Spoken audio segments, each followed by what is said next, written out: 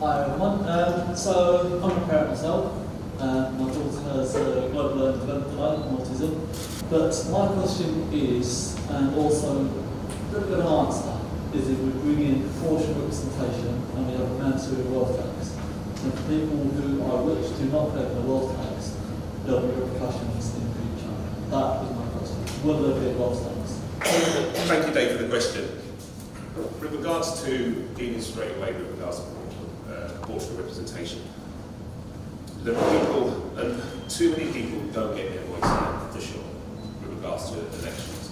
And so, yes, the political system doesn't reward parties with a voice, if you like, and they cast their votes. And you can't have sways of people, you can't have 3-4 million people voting for a particular party and it's not represented sort of democratically.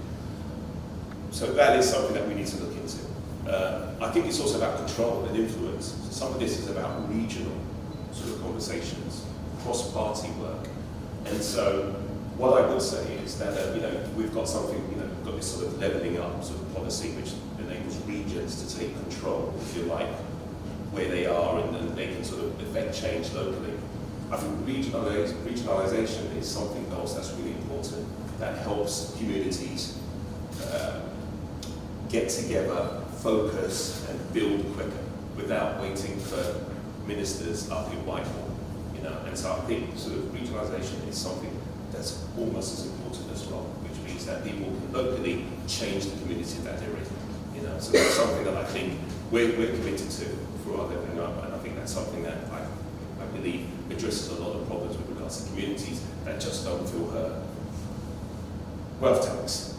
Now, again, one of the things that we're doing, a couple of things that we're doing in our manifesto, is we're making sure we're actually taxing sort of the oil and gas industry. And so that sort of, that wealth, that profit that comes from, we've seen it, it's affected our cost of living. We've seen how all our sort of utility bills have skyrocketed. So we will be taxing them as well.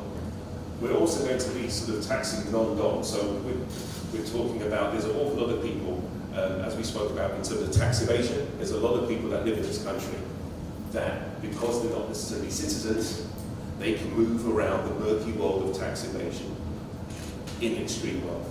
So we've closed the loophole of non-doms as well. That's going to generate an awful lot of money that, up until now, we're not getting. It's not coming into the economy, and it's not going into schools, and it's not going into the NHS. So that's something else that we're doing as well. And I suppose the third tax is on private school fees as well. So that's going to generate 1.6 billion as well, which again is going to go back into the system. That's going to enable us to create 6,500 more teachers to go into the educational system as well. So that's, I hope that answers your question.